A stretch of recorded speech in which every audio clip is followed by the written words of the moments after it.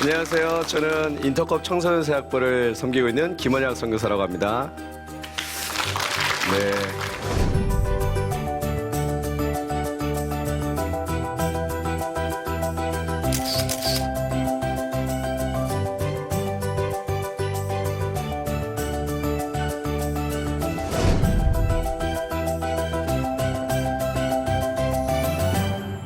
저희가 함께 좀 이야기하고 나누고 싶은 주제는 이 스마트폰입니다. 이 스마트폰인데 아마 많은 분들이 쓰고 계신다고 저도 알고 있습니다. 특별히 스마트폰이 우리가 좀 관심 있는 것 중에 하나가 요새 우리 아이들이 전쟁이죠.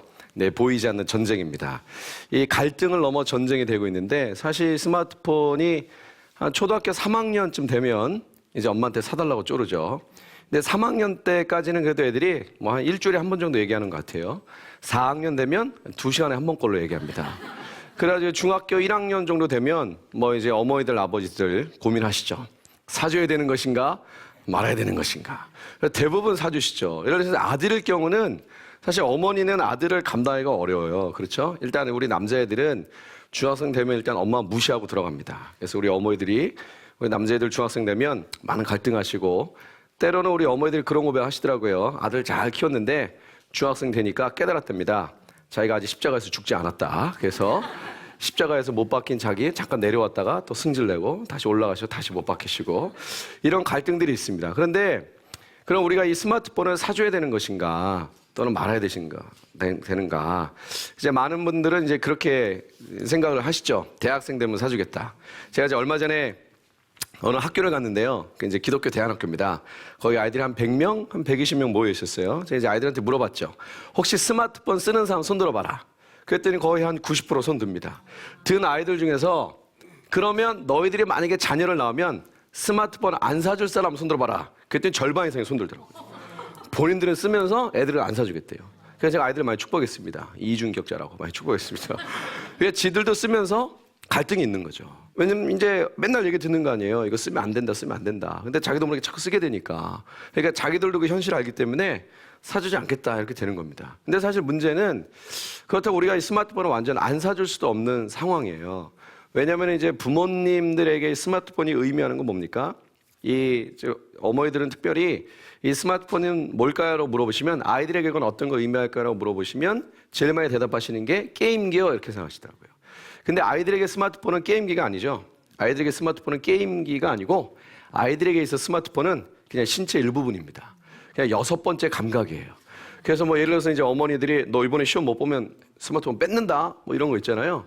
이거는 이제 엄마 입장에서는 까짓 거 뭐 스마트폰 좀 없으면 어때 이런 건데 애들 입장에서는요. 뭐 조직을 떠나려면 팔 하나 잘라라 이런 분위기로 받아들이고 왜냐면 얘들은 이거 없으면 아무것도 안 되거든요. 그리고 이 스마트폰이 우리의 라이프 스타일이 된 지가 기껏해 한 10년입니다. 10년이라는 것은 학문적으로 연구도 안 됐다는 거예요. 그래서 스마트폰 중독에 대한 검사가 학문적으로 정리된 게 없습니다. 이제 인터넷 중독에 기반해서 스마트폰 중독을 검사하는 거지 이 스마트폰만 별도로 나와가지고 검사하는 거 이게 아직 정리가 안 됐어요. 그러니까 아직 우리도 사실 이게 정리가 안 됐다 이겁니다. 근데 이 스마트폰을 그럼 이제 우리가 어떻게 받아들여야 될 것인가. 사실 이제 우리도 쓰고 있으니까 쓰지 말라고 할 수도 없는 거예요. 그럼 대학생 때 사줘야 되느냐, 고등학생 때 사줘야 되느냐, 중학생 때 사줘야 되느냐, 아니면 초등학교 때 사줘야 되느냐. 정답은 없습니다. 가정마다 다르고 아이마다 다를 수 있어요. 문제는 스마트폰을 해결하라고 하면 결코 해결이 안 된다는 거죠. 그 옛날에 그 얘기 아세요? 혹시 머시멜로 이야기라고? 애들 유치원에 앉혀놓고 머시멜로 가운데 놓고 뭐 15분 뒤에 먹어 그랬잖아요. 그래가지고 15분 뒤에 먹은 애가 있고 그 전에 먹은 애가 있고 그래서 30년 지나서 조사해봤더니 그거를 참았던 애들은 뭐 사회적으로 잘 잤고 또 그걸 못 참은 애들은 심지어는 범죄자도 나왔다. 그래서 결론이 어떻게 됩니까? 참을성을 길러줘야 된다. 이거거든요. 근데 그 검사할 때 어떤 애가 먹었고 어떤 애가 안 먹는지 아세요? 이게 참을성이 있고 참을성이 없는 애가 먹고 안 먹고가 아니라 가만히 봤더니 어떤 애가 먹었냐면요. 이렇게 막 이게 머신을 갖다 놓고 선생님 다 빠졌죠? 애들이 자유롭게 움직인 거 아니에요. 그 애들이 막 돌아다니다가 오는 거예요. 와가지고 머시멜로 딱 보고 말하는 거죠. 먹으면 안 돼 얘기하는 거예요. 왜냐면 선생님 먹지 말라 그랬거든. 그 먹으면 안 돼 그러고 또 가는 거죠. 그리고 또 오다가 자기 마음에 갈등이 있어. 그러니까 먹으면 안 돼, 너 나빠 그러고 가는 거예요. 이렇게. 와가지고 자꾸 먹으면 안 돼, 먹으면 안 돼 하는 애들은 결국 먹었다 이거예요. 안 먹은 애들은 누구냐? 그게 있는지도 까먹었어요. 그래서 저희 가서 그림 그리고 저희 가서 장난치다가 나중에 끝났다니까 뭐 끝났어? 뭐 이거 이런 거 있어. 그러니까 우리가 죄를 짓는 것도 사실은 이거 죄를 지으면 안 돼, 지으면 안 돼 하다 보면 결국 어떻게 돼요? 짓는 거죠. 우리는 죄를 이길 수 있습니까? 없습니까? 있거든요. 죄를 어떻게 이길 수 있어요? 죄가 생각나지 않을 강력한 하나님의 은혜가 있는 거죠. 우리가 하나님의 은혜가 너무 크니까 그 십자가 감격이 너무 크니까 죄가 아예 생각이 안 나는 거예요. 물론 이제 우리 현실은 생각 자주 나지만 원래 성경적 원리가 그거 아닙니까? 그렇게 가는 거예요. 그러니까 스마트폰도 사실은 스마트폰을 끊게 하고 스마트폰을 사용하지 못하게 하면 이건 그러니까 끝없는 전쟁이 되는 거예요. 사실 아이들이 스마트폰을 좋아하는 이유가 가장 큰 이유가 뭐라고 생각하시죠? 재밌어서거든요. 이 초등학생들한테 물어봤습니다. 너 스마트폰 언제 쓰냐고. 애들이 스마트폰 제일 많이 쓰는 시간대 언제인지 아세요? 엄마 아빠 다 자고 이불 속에서 하는 게 이불 속에서. 혹시 이 자녀가 초등학생인데 스마트폰 사줬는데 유난히 피곤해한다. 그 유난히 좀 얼굴이 좀 휑해한다. 새벽에 급습 한번 하셔야 됩니다. 새벽에. 그렇게 하는 거예요. 그리고 또 중고등학생들은 스마트폰을 사용하는 시간대가 부모님하고는 전혀 다르죠. 제가 아는 한 목사님도 얼마 전에 애가 워낙 난리를 치니까 고민 하시다가 드디어 고등학교 1학년 때 사주셨어요. 그래가지고 이제 뭐 하니까 이제 처음에는 버티다가 목사님 사주신 이유가 뭐냐면은 아들이 와가지고 진지하게 얘기했대요. 아빠, 요즘은 있잖아요. 영어 공부 다 스마트폰으로 한다고. 나만 없다고. 또 우리 목사님 영어 앞에 무릎을 꿇으시고 사주셨죠. 그래서 사줬는데 애가 영어 공부를 하는데 문제는 영어 공부만 하는 건 아니고 다 하더라 이거예요. 그래가지고 하다 안 돼가지고 목사님 약속을 했답니다. 쓰되 밤 10시부터는 아빠한테 맡겨라. 그래서 저한테 그 얘기 하시더라고요. 그래서 제가 목사님한테 얘기했어요. 목사님, 애들은요 10시부터 시작입니다. 그러니까 이거 사줘놓고 애들은 10시부터 시작해야 되는데 아빠가 뺏어가는 거예요.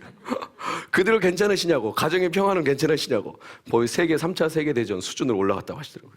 그러니까 스마트폰에서 사실 저희가 큰 문제인데 그럼 우리가 이것을 이제 어떻게 해결해야 되느냐. 첫 번째는 저희가 좀 이해할 필요가 있습니다. 어떤 것을 이해하느냐. 이 스마트폰을 이해하시면 안 되고 스마트폰의 핵심 뭐죠? 기술이죠. 테크놀로지입니다. 새로운 기술이에요. 예를 들어서 이 스마트폰을 우리가 이렇게 얼굴 보면서 통화하죠. 얼굴 보면서 통화하는데 우리 부모님 세대에서는 10년 전에만 해도 얼굴 보면서 전화로 통화한다 이거 상상도 못했습니다. 10년 전에 얼굴 보면서 이렇게 통화하는 거는 그 마징아제트 김 박사님이 하시는 거고 저희 같은 평민들에게 상상도 못한 일이에요. 근데 지금 이게 너무 자연스럽죠. 새로운 기술이라 이겁니다. 그러면 인류의 역사를 보면 기술이 나타낸 결과가 공통된 특징이 있습니다. 그게 뭐냐면은 기술은 항상 새로운 공간을 만들어냈어요. 예를 들어서 바벨탑 사건이 첫 출발인데 바벨탑 사건이 생기게 된 계기가 뭡니까? 돌을 대신하여 뭘 사용했죠?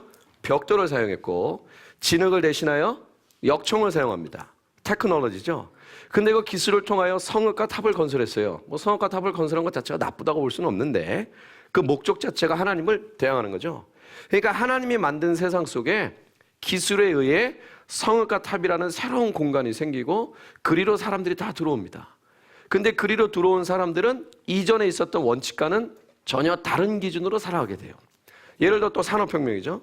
산업혁명이 생기니까 어떤 공간이 새로 생겼어요? 도시라는 공간이 생깁니다. 농촌에 막 살다가 산업혁명 일어나면서 막 철도 깔리고 뭐 이렇게 막 전등 들어오고 뭐 난리 치잖아요. 건물 들어서고. 그러니까 도시라는 새로운 공간이 생기니까 그러다 이주했죠. 누가 제일 먼저 이주합니까? 젊은 사람이 갑니까? 나이 드신 분이 갑니까? 젊은 사람들이 가는 거예요. 항상 기술은 새로운 공간을 만들어내는데 그 새로운 공간으로 젊은 세대, 다음 세대가 우르르 몰려가는 그런 특징이 있습니다. 예를 들어서 1851년도에 영국의 만국 박람회라는 게 열렸습니다. 아마 다 들어보셨죠? 그때 수정궁이라는 건물을 만들고 영국이 자기네가 산업혁명을 통해서 만들어낸 그 물건들을 이렇게 진열했어요. 그 유럽 사람들한테 와서 보라는 거죠. 우리가 얼마나 위대한 업적을 이뤄냈는가. 근데 그때 한 사람이 그것을 보고 아이디어를 얻었습니다. 그래서 1852년에 프랑스 파리에 인류 최초라고 보는, 그 현대사의 최초라고 보는 본마르쉐라는 백화점을 만듭니다. 이 본마르쉐라는 백화점이 1850년에 프랑스 파리에 처음 열리는데, 이 본마르쉐라는 이 백화점을 만든 이 아르보테라는 이 사람은 그 백화점을 처음 만들 때요, 원칙을 세웠단 말이에요. 이런 원칙으로 이 백화점을 운영하겠다. 근데 그 원칙들이 거의 뭐 150년이 넘는 지금까지 그대로 이루어지고 있고, 그 이루어진 원칙들이 모든 우리의 라이프 스타일을 잡고 있어요. 예를 들어서 본마르쉐에서 최초로 시작했던 게 뭐냐? 미끼 상품. 우리 요즘 뭐 백화점이나 이런 마트 가면 다 미끼 상품 있죠? 뭐 예를 들어서 이거 하나 사는데 하나 더 사면 하나 더 줄게요. 뭐 거의 이런 거 미끼 상품 아닙니까? 그런 식으로 사는 거 거의 다 버리죠. 내가 다 못 먹습니다. 미끼 상품. 그 다음에 할인제도. 그 전에 이 본마르쉐 백화점이 생기기 전에는 물건값이 이렇게 뭐 들쑥날쑥했단 말이에요. 뭐 주인하고 뭐 사는 사람하고 파는 사람하고 뭐 서로 이렇게 뭐 얘기하면서 팔고 주고받고 했거든요. 근데 그 본마르쉐 백화점에서 정찰제라는 걸 처음 시작한 겁니다. 이거는 얼마야? 쫙 정해버렸어요. 그러니까 사람들이 갑자기 이건 얼마인데 이걸 깎아준다는 얘기예요. 할인제도. 그 다음에 카탈로그 같은 거. 물건을 종류별로 쭉 정리해가지고 가격 적어가지고 그걸 우편으로 다 보냅니다. 우리 자주 받고 있죠? 그러다 거기서 시작한 거예요. 에스컬레이터. 백화점에 에스컬레이터 처음 건물에 세운 게 본마르쉐입니다. 왜냐면 사람들이 이 에스컬레이터 타고 쭉 올라가면서 자꾸 뭐 하죠? 구경하죠? 그러니까 물건을 더 세게 하는 거예요. 그리고 물건을 만져보고서 살 수 있도록 진열해 놓은 거. 이거 본마르쉐에서 처음 한 겁니다. 그리고 쇼윈도. 유리를 만들어 놓고 그 안에다 물건 진열해 놓고 와서 바깥에서 구경시키는 거. 마네킹 옷 입고 있으면 지나가다가 나도 입고 싶어. 이렇게 하는 거. 그리고 그 본마르쉐 또 했던 게 뭐냐? 문화센터. 갤러리, 문화센터, 그리고 음료수도 공짜로 줬어요. 그리고 거기서 첫째로 시작했던 게 뭐냐? 직원 구내식당을 처음 만들었습니다. 이 모든 게 지금 다 뭐하고 있어요? 다 우리가 하고 있잖아요. 그리고 그때 본마르쉐 백화점이 그 건물을 지을 때 어떻게 했냐? 이 사람이 연굴연굴 거듭한 거예요. 사람들이 물건을 사러 들어와가지고 가장 편안하게 물건을 사려면 어떻게 해야 될까라고 고민을 하다가 심장의 구조로 똑같이 만들었어요. 그게 뭐냐면 오른쪽으로 들어가서 왼쪽으로 나오는 겁니다. 왜냐하면 우리 심장 피가 오른쪽 우심방으로 들어가서 좌심방으로 나오죠. 좌심에서 쭉 나오잖아요. 사람이 이런 구조가 가장 편안하대요. 요즘 우리 모두 마트 보세요. 오른쪽으로 들어갔다가 왼쪽으로 나오죠. 이게 사람이 가장 편안하게 느낀다는 겁니다. 그리고 아동복. 그 이전에는 아동복이라는 개념이 없었어요. 근데 본마르쉐 백화점 만드니까 애기 엄마들이 자꾸 오는 거예요. 그래서 아동복이라는 걸 새로운 개념을 만들었습니다. 그 다음 뭐 바캉스, 그리고 크리스마스 선물, 추리, 이게 다 거기서 시작된 거거든요. 오늘날 보세요. 이 모든 게 우리의 라이프 스타일에 있습니다. 우리 현대사회, 이 특별히 이 물질 문명권에 살고 있는 모든 사람들의 라이프 스타일 중심에 뭐가 있습니까? 소비가 있거든요. 근데 그 소비 중심에 뭐가 있어요? 백화점이 있어요. 뭐 대형마트 이런 거 다 백화점 스타일 아닙니까? 그런 데를 우리가 자꾸 순환하면서 사는 거예요. 그러니까 이 모든 라이프 스타일이 기술에 의해서 만들어진 건데, 그것이 우리가 알게 모르게 살아가는 우리의 라이프 스타일이 되고, 그 라이프 스타일이 이전 세대랑 단절, 그 갭을 일으킨다 이겁니다. 근데 이 산업혁명 속에 갑자기 또 생긴 혁명이 뭡니까? 그게 지식정보혁명 아니에요? 지식정보혁명이 생기니까 뭐가 생겼죠? 사이버 세계, 가상현실 공간이 생긴 겁니다. 그러니까 우리가 지금 감당하는 우리의 다음 세대 우리 아이들은 부모님이 살던 공간에서 새로운 공간인 사이버 공간으로 다 이주해버린 거죠. 그럼 우리가 아이들이 이것을 가장 좋아하는 이유가 뭡니까? 이것을 통해서 들어갈 수 있는 사이버 세계가 있는 거예요. 그리고 아이들이 이것을 가장 재밌어하는 겁니다. 자, 그러면 이제 우리가 이것을 우리 어떻게 감당해야 될 것인가? 원인을 알면 대안을 찾을 수 있어요. 아이들이 이것을 좋아하는 가장 큰 원인은 이 스마트폰을 통하여 자신들이 들어갈 수 있는 사이버 세계를 좋아하는 거죠. 그럼 다른 말로 말하면 뭐죠? 여기가 싫은 거예요. 여기가 싫은 겁니다. 여기가 왜 싫을까요? 뭐 여러 가지 원인이 있겠죠. 가기 싫은 학교 억지로 가야 되고, 또 저는 이제 하나님 은혜 주셔가지고 딸이 3명 있습니다. 제 내 여자랑 같이 사는데 제 막내가 6살이거든요. 6살인데도 오늘 아침에 좀 전쟁했어요. 자기 유치원 가기 싫다고. 그 유치원은 가야 된다. 아, 가기 싫대. 왜 가기 싫냐? 아, 힘들대. 인생 원래 힘든 거야. 어서 가라, 어서 가라 이렇게. 너 벌써부터 그러면 안 된다고 보내단 말이에요. 그래서 저희 둘째는 1학년이거든요. 이제 올해 학교 들어갔습니다. 근데 1학년 들어갔는데 제가 봐도 참 피곤해 보여요, 애 얼굴이. 왜냐면 애들이 학교를 다니면서 이렇게 막 즐겁고 기뻐하는 얼굴이 별로 없어요, 요새. 혹시 아침에 교복 입고 학교 가는 애들 보셨어요? 인간이라기보다는 거의 이렇게 좀비에 가까운 애들 맞습니다. 그냥 이렇게 교복 입고 와 그냥 가는 거예요. 그래서 영화 한 장면처럼 뭐 나의 꿈과 희망과 뭐 어쩌고 저쩌고 이거 잘 안 됩니다. 그러니까 재미가 없어요. 재미가 없고 여기서 뭔가 이렇게 자기가 느낄 수 있는 게 없는 거예요. 근데 여기 들어가면 어마어마한 세계가 있거든요. 자기가 마음대로 할 수 있고 이 엄청난 게 있는 거예요. 어느새 우리는 특별히 우리 교회 공동체 안에 우리 다음 세대들에게 하나님 나라의 비전을 주지 못한 거죠. 혹시 우리 이 자리에 있는 부모님 세대, 또 이 방송을 보고 계신 부모님 세대 중에 지금 이 순간 조용히 심장에 손을 얹었을 때 가슴 뛰게 하는 그게 있냐 이겁니다. 우리의 남은 인생을 다 내던져도 아깝지 않을 그 하나님의 부르심과 비전이 있냐 이거죠.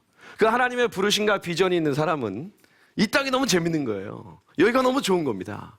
이런 가짜 공간에 들어가지 않죠. 왜요? 가짜인 거 다 알거든요. 근데 여기 들어가는 이유가 뭐냐면요, 여기가 재미가 없어요. 지금 애들은 여기에 큰 의미를 두지 못하는 거예요. 왜냐? 어렸을 때부터 자기가 좋아서 한 게 없어요. 그냥 엄마 아빠가 억지로 준 거, 그냥 엄마가 억지로 한 거, 아빠가 억지로 하라고 하는 겁니다. 이 스마트폰 전쟁, 이걸 유일한 대안은 비전입니다. 비전이 없으면, 절대 비전으로 살지 않으면 이걸 이길 수 없어요. 근데 비전은 우리가 잘 아시죠? 비전은 뭡니까? 야마하고 다르죠? 이 비전의 전제 조건이 뭡니까? 하나님 나라예요. 하나님 나라를 위해서. 그러면 하나님 나라를 향한 비전과 세상 비전의 가장 큰 차이가 뭡니까? 저는 이거라고 생각합니다. 세상 비전은요, 결국 뭡니까? 세상에서 말하는 비전은 결국 나예요, 나. 내가 좋아지고 내가 올라가고. 지금 현대사의 젊은이들이 걸린 가장 무서운 병이 뭡니까? 불치의 병. 이게 업그레이드 병이거든요. 자꾸 자기를 업그레이드 하고 싶은 거예요. 더 많은 스펙을 쌓고 자기가 더 나아지고 더 좋은 위치에 가면은 더 좋은 영향력을 끼칠 수 있다. 그렇지 않습니다. 하나님의 나라는 세상은 좋은 스펙과 좋은 위치의 사람을 사용하는지 몰라도 하나님의 나라에서 사용하는 사람은 누굽니까? 거룩하고 성결한 깨끗한 그릇이에요. 그러니까 우리가 사실 어렸을 때부터 아이들을 하나님 나라의 일꾼으로 키우려면 좋은 위치와 좋은 스펙이 아니라 뭡니까? 깨끗하고 거룩하고 성결한 그릇으로 자랄 수 있도록 훈련시켰어야 되는데, 그런 데도 있지만 사실 이걸 많이 놓쳤어요. 그러니까 자꾸 외적인 거 집중하다 보니까 모든 젊은이들이 다 이 업그레이드 병에 걸린 겁니다. 만족하지 않아요. 더 나은 나, 더 좋은 거, 더 많은 걸 갖고 싶어 하는 겁니다. 그러니까 많은 젊은이들이 어떤 마음이 있습니까? 우리 아이들도 그렇고 열등감이 너무 심하죠. 저희가 봤을 때는 전혀 문제가, 제가 얼마 전에 어떤 만난 자매도요, 제 입장에서 봤을 땐 천재입니다. 그 천재예요, 천재. 우리나라에서 천재들만 가는 학교가 있습니다. 뭐 이제 방송이라 말할 수는 없고. 근데 그 학교 중에서도 천재들만 가는 과가 있어요. 뭐 저희 같은 사람은 뭐 가라고 해도 절대 못 가는 그런 과입니다. 근데 이 자매님이 그 과 나오셨거든요. 근데 자매님 고백하시더라고. 자기가 대학교 다닐 때 제일 힘들었던 게 열등감이었대. 왜 열등감이 있었어? 자기는 너무 부족했다고 느꼈대. 뭐 자매님이 아니었으면 거의 멱살 잡고 싶었어요. 야, 그 밤대로 가고 싶어도 못 가는데요, 거기 너는. 이게 죄인의 특징, 죄의 속성이 뭡니까? 죄는요, 가지고 있는 것을 보게 하지 않죠. 늘 없는 걸 보게 합니다. 이 업그레이드가 뭡니까? 자꾸 부족한 거 아니에요, 부족한 거. 자꾸 부족한 걸 채우라 이겁니다.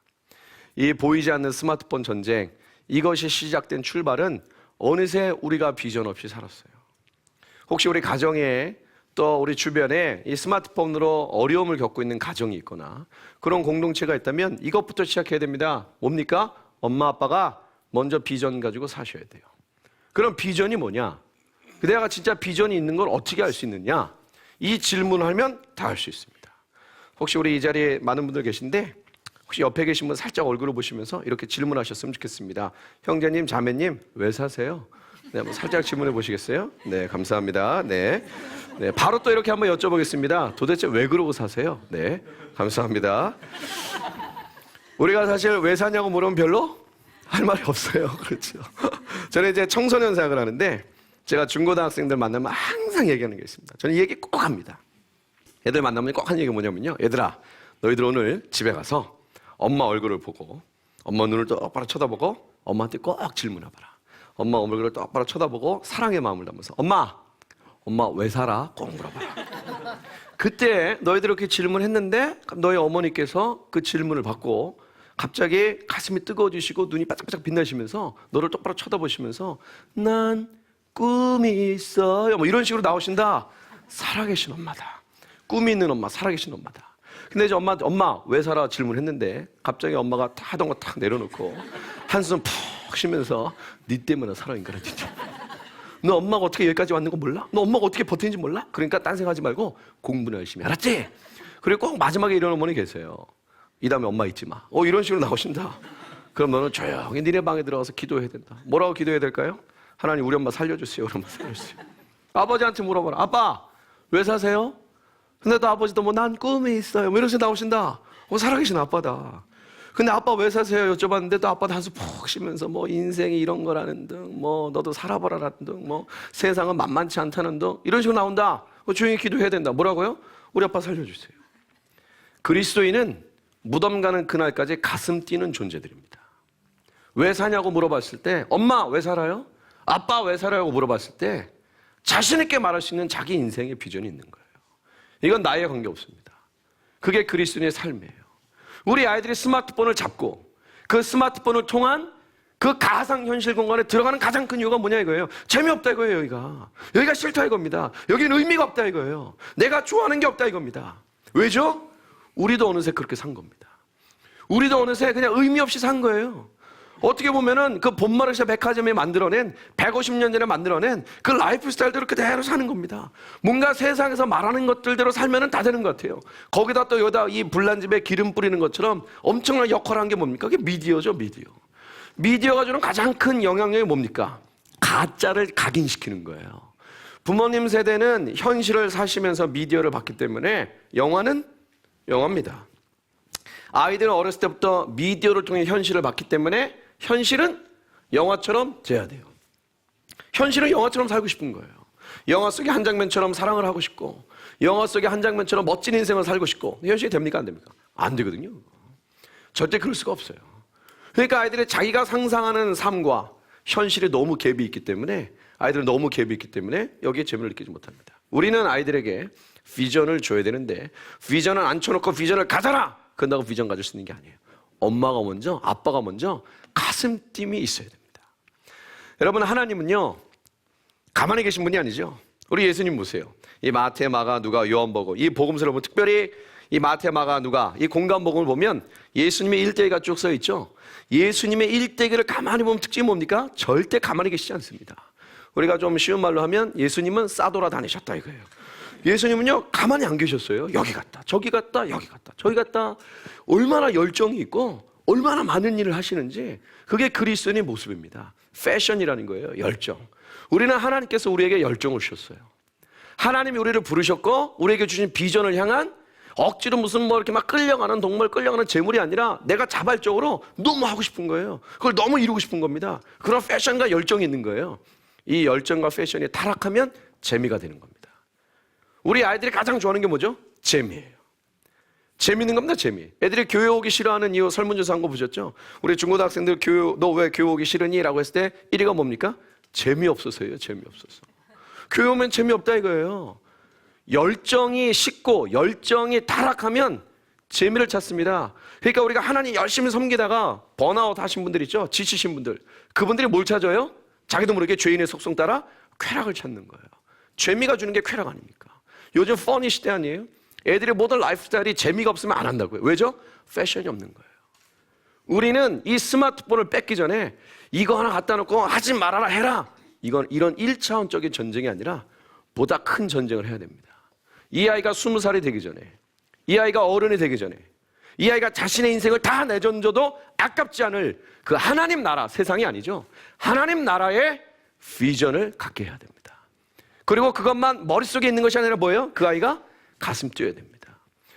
중고등학교 때까지 하나님 나라를 향해서 가슴 뛰어본 애들은 청년 때 넘어져도 반드시 일어납니다. 돌아올 길이 있어요. 워낙 세상이 어렵기 때문에 청년 때 한번 실수할 수 있거든요. 무너질 수 있어요. 아무 생각 없이 살 수 있지만 중고등학교 때 하나님 나라를 향해서 뜨거움이 뭔지를 경험한 아이들은 청년이 돼서도 돌아옵니다. 우리 세계 모든 교회 또 세계 모든 믿는 자들의 공동체의 가장 큰 고민이 우리 아이들 아닙니까? 다음 세대입니다. 왜냐하면 그 아이들이 우리와 함께 있지 않아요. 자꾸 우리를 떠납니다. 그리고 코드가 안 맞아요. 말을 해도 못 알아듣고 얘네가 무슨 말을 해도 또 우리도 못 알아듣고 그리고 우리가 봤을 때 힘이 없는 것 같고 너무 어려운 문제가 있죠. 우린 기도해야 됩니다. 지금도 우리 많은 아이들을 어떻게 보면 잃어버린 게 있어요. 좀 더 늦으면 좀 더 시간이 지나면 이제는 아예 회복 불가능할 정도로 갈지도 모릅니다. 다시 살려야 돼요. 다시 일으켜야 됩니다. 다시 한번 이 한국교회 또 세계교회에 다시 한번 다음 세대를 살리는 거룩한 성령의 바람이 불어야 합니다. 부흥이 있어야 돼요. 그러려면 저희가 다시 한번 우리 엄마가 아빠가 다시 한번 하나님 앞에 무릎 꿇어야 됩니다. 그리고 거룩한 손을 들고 기도하셔야 돼요. 뭐라고 기도하셔야 됩니까? 하나님, 내 남은 인생 다 내던져도 아깝지 않을 가슴 뛰는 그 하나님의 비전과 부르심이 뭡니까? 그렇게 살아야 돼요. 그리고 우리 아이들에게 스마트폰 하지 말아라, 그거랑 거 하면 이렇게 얘기하시면 안 되고, 엄마는 이런 꿈이 있다, 아빠는 이런 꿈이 있다, 너도 엄마처럼 살아야 되고 너도 아빠처럼 살아야 된다. 그리고 열정이 있는 거예요. 그게 뭐 우리나라에 그런 말 있으시죠? 우리나라에서 아이들이 성공하려면 엄마의 정보력과 아빠의 무관심과 할아버지의 재산, 뭐 세 가지 삼위일체가 되면, 트리니티가 완성되면 뭐 성공할 수 있다라는 우스갯소리도 있는 겁니다. 보면요, 엄마의 정보력 패션이에요. 아이가 살 수만 있다면, 엄마는 아이가 잘 될 수 있다면 뛰어드는 게 엄마의 패션 아닙니까? 애들 다 알아요. 이제 그것을 우리 어머니들이 어머니 인생 사셔야 돼요. 내가 엄마이기 이전에, 아내이기 이전에 내가 한 사람의 그리스도인으로서 내 남은 인생을 다 내던져도 아깝지 않을 그 하나님의 비전이 뭐냐 이거예요. 비가 오나 눈이 오나 사람들이 알아주든 알아주지 않든 내가 이걸 다 내던질 수 있는 내 남은 인생에, 그게 하나님이 내게 주신 게 그게 뭐냐 이거예요. 이거 없으면 이 스마트폰 쉽지 않은 전쟁입니다. 거기다가 우리 뭐 많은 분들이 다 알고 계시죠? 소위 우리가 말하는 스마트폰이라는 요거, 이거 이제 사라지겠죠. 이 올 하반기 9월 달에 구글에서는 안경이 나오죠. 애플에서는 시계가 나옵니다. 이제 뭐 애들이 이제 스마트폰 사주세요, 그거는 옛날 얘기예요. 옛날 얘기. 이제 뭐 안경 나오고 시계 나옵니다. 제 생각에는 뭐 개인적인 의견이니까 한 2년 정도는 갈 수 있어요. 요즘 우리 폴더폰 쓰는 분 거의 없잖아요. 물론 이제 어르신들은 거의 쓰시죠. 이제 어르신들이 폴더폰 쓰면 애들은 뭐라 그럽니까? 전설을 보았다, 이렇게 말합니다. 내가 전설을 보았다, 전설을. 이제 어느새 이게 전설이 될 수 있어요. 이 안경이 나오고 시계가 나오고 핸드폰이 이렇게 컴퓨터가 안경이 되고 시계가 되면요, 이거 어떻게 감당합니까? 그리고 뭐 이걸로 끝나겠어요? 어마어마한 일들이 막 벌어지겠죠. 어마어마한 일들이 벌어집니다. 우리 사실 지금 이 핸드폰 4G라는 건데요, LTE라는 거, 이거 속도로 따지면 100메가입니다. 100메가면요 빠른 거예요. 웬만한 인터넷 빠른데 이제 이것이 속도가 더 빨라지겠죠. 올해 벌써 하반기에 무슨 통신회사에서는 엄청난 거 나오잖아요. 이제는요 화상 통화가 아니라 홀로그램 통화 시대가 올 수도 있어요. 데이터의 양이 엄청 많아지니까, 이게 기술력이 되니까 무슨 뭐 이렇게 이게 아니라 띵 누르면 엄마가 찍 등장하는 거죠. 아빠가 찍 등장하는 거고, 뭐 이렇게 뭐 공개 방송 뭐 할 필요 있습니까? 다 이게 홀로그램 다 띄워가지고 저도 이렇게 띄워가지고 하는 그런 시대가 오지 말란 법이 없거든요. 왜냐면 기술력이 그렇게 발달되고 있어요. 그러면은 지금 이것도 감당 하나 안 되는데 그런 경우 우리가 어떻게 감당할 거냐 이겁니다. 이제는 우리가 한번 당해봤어요. 이 스마트폰으로 얼마나 우리 아이들이 어려워졌는 걸 우리가 한번 경험했습니다. 그래서 이제는 터진 문제를 보고 뛰어들어가면 안 되고 앞으로 터질 문제를 보고 준비해야 됩니다. 이 모든 세상의 테크놀로지가 만든 새로운 세상의 도전을 이길 수 있는 유일한 길은 없어요. 이거밖에 없습니다. 비전과 열정이에요. 이 하나님의 부르심, 하나님의 나에게만 주신, 내가 내 인생을 다 내던져도 전혀 아깝지 않을 그 비전이 가슴에 있고, 또 그 비전에서 날마다 불이 활활 타오른다면 이거 충분히 이기고도 남습니다. 문제는 여기에 있지 않아요. 문제는 스마트폰에 있지 않습니다. 문제는 잃어버린 비전과 사라진 열정에 있는 겁니다. 이제 저와 또 여러분, 또 이 방송을 보고 있는 우리 모든 분들이 이 어려운 시대, 또 이런 여러 가지 디지털 매체로 우리 아이들과 소통이 단절되고 우리가 봤을 때 되게 어려워진 이 시대에 다시 한번 우리 모든 부모님 세대는 하나님 앞에 무릎 꿇고 거룩한 손을 들어 하나님 우리의 가슴에서 하나님의 비전과 부르심이 뛰게 하여 주시고 다시 한번 열정이 불붙게 하여 주시옵소서. 그리하여 우리가 사는 것처럼 우리 아이들도 그렇게 살아갈 수 있도록 하나님 함께 하여 주시옵소서라고 함께 기도했으면 좋겠습니다. 우리 주님은 승리하셨고 우리 주님은 위대한 일을 행하실 것입니다.